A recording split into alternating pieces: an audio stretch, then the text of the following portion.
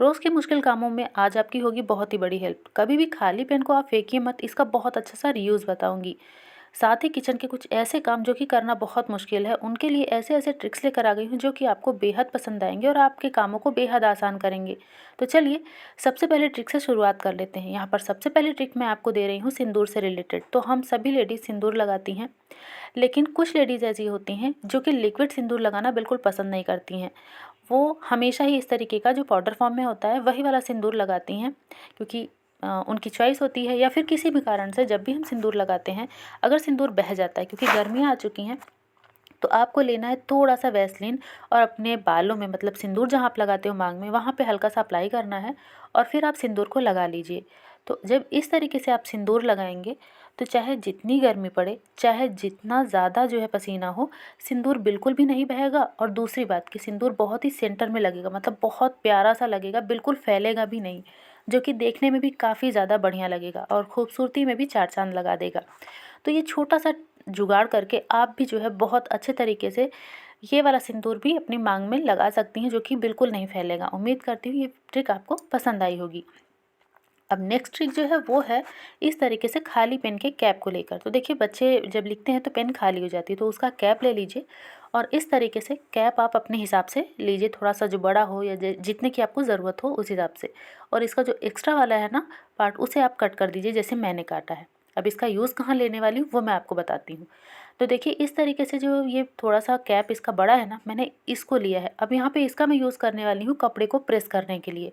जी हाँ फ्रेंड, देखिए जब हम प्रेस करने जाते हैं तो कपड़े जो होते हैं जैसे शर्ट वगैरह हो गई, उसमें ऐसे छोटी छोटी सी बटन्स होती हैं। और जब हम कभी प्रेस करते हैं, आपने देखा होगा कभी झटके से किया तो बटन टूट गई, या फिर बटन बहुत ज़्यादा प्रेस गर्म है तो बटन जल भी जाती है। तो इस तरीके से आप बटन के ऊपर इसको रखते जाइए और फटाफट से प्रेस को करते जाइए। तो आपकी शर्ट जो है बहुत अच्छे तरीके से प्रेस हो जाएगी, ना ही बटन में फंसेगा प्रेस, ना ही बटन टूटेगी, और आप बहुत ही फटाफट से ये काम कर पाएंगे। तो इस छोटी सी पेन के कैप की मदद से आपका काम जो 5 मिनट लगता है वो आपका काम 3 मिनट में हो जाएगा।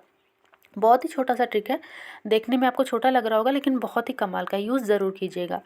अब यहाँ पे देखिए जब भी हम रोटी बनाने जाते हैं तो जो बिगनर्स हैं उन्होंने देखा होगा कि जब वो तवा चढ़ाते हैं और पहली रोटी डालते हैं तो वो चिपक जाती है। तो उसके लिए आप क्या कीजिए, तवा गरम कीजिए, गरम करके गैस की फ्लेम को ऑफ कर दीजिए और फिर थोड़ा सा सूखा आटा डाल के एक पेपर की मदद से इस तरीके से आप हल्का सा मल दीजिए। तो आप देखेंगे कि जो तवे में जंग वगैरह होगी वो भी निकल जाएगी, और साथ ही साथ इस ट्रिक को करने से आपकी एक भी रोटी नहीं चिपकेगी। देखिए मैंने फ्लेम को ऑफ किया है। तो ये ट्रिक बहुत ही कमाल की, ज़रूर यूज़ कीजिएगा। अब देखिए जैसे क्या होता है, यहाँ पे मैंने वाइट धागा लिया है। हमारे घर में बच्चे हैं, बड़े हैं, काले कलर का कपड़ा पहनते हैं, और मान लीजिए आपको छोटा मोटा सा काम करना है, सिलाई खुल गई है या फिर बटन वगैरह लगाना है, तो आपके पास काला धागा नहीं है। तो और उस टाइम पे आप एक काम के लिए मार्केट नहीं जाना चाहते या बच्चे को भी नहीं भेजना चाहते, तो छोटा सा जुगाड़ कर लीजिए। इस तरीके से वाइट वाला धागा अपनी उंगली में आप फंसा लीजिए, चाहे वाइट ले लीजिए या कोई भी लाइट कलर का आप धागा ले सकते हैं, लाइट येलो भी ले सकते हैं। और उसके ऊपर मार्कर हो या स्केच पेन हो, आप इस तरीके से हल्का हल्का सा चला लीजिए। स्केच या फिर मार्कर, यही दो यूज़ कीजिएगा, क्योंकि इन दोनों का कलर ना जल्दी से निकलता नहीं है, तो कपड़े में भी लगने का कोई डर नहीं है। और वैसे भी डार्क कलर के कपड़े में जब हम लगाएंगे तो बिल्कुल भी नहीं निकलेगा। तो ये देखिए आपका जो थोड़ा सा काम होगा ना वो इससे हो जाएगा, फिर बाद में आप आराम से धागा वगैरह लाते रहिएगा।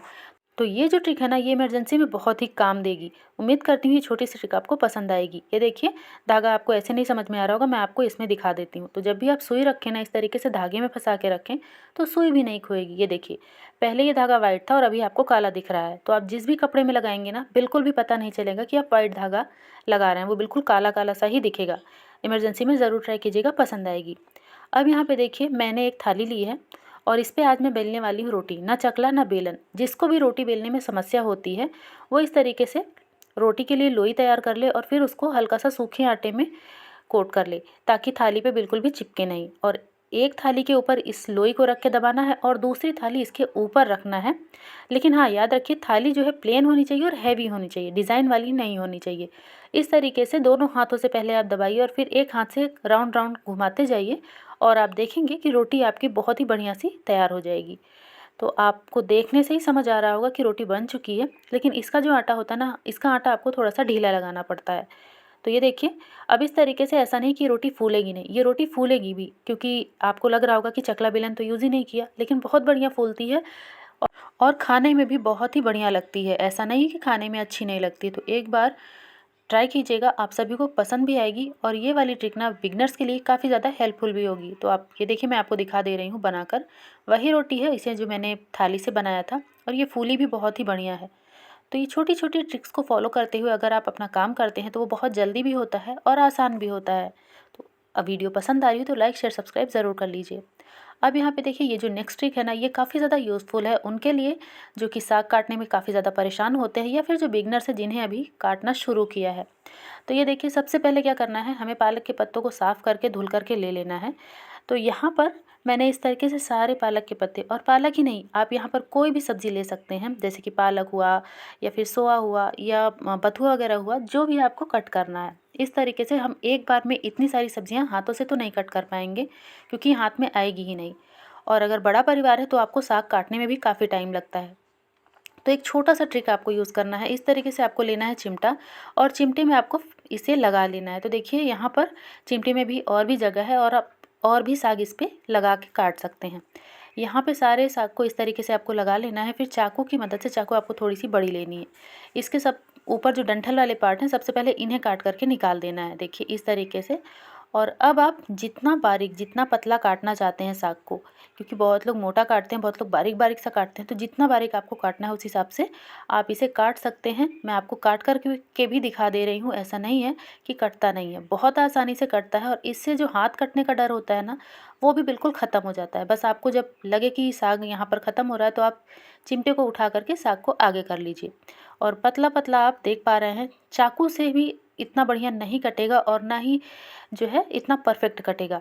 और जब आप इसे काटते हैं तो कई बार आपने देखा होगा, हाथ ना काला हो जाता है, हाथ में लगने का भी डर रहता है। तो इस ट्रिक से बहुत ही जल्दी बहुत सारा साग भी कट जाता है, और ना ही हाथ में लगता है, ना ही हाथ काले पड़ते हैं। तो ये देखिए, बातों बातों में मैंने इतना सारा साग काट डाला है, और बहुत ही कम टाइम लगता है। मतलब कि अगर आप वो काम 10 मिनट में करने वाले हैं, तो आप उसे मात्र 3 से 4 मिनट में काट करके तैयार कर सकते हैं। अगर आपको कोई भी ट्रिक यूज़फुल लगी हो तो लाइक शेयर सब्सक्राइब ज़रूर कर लीजिए।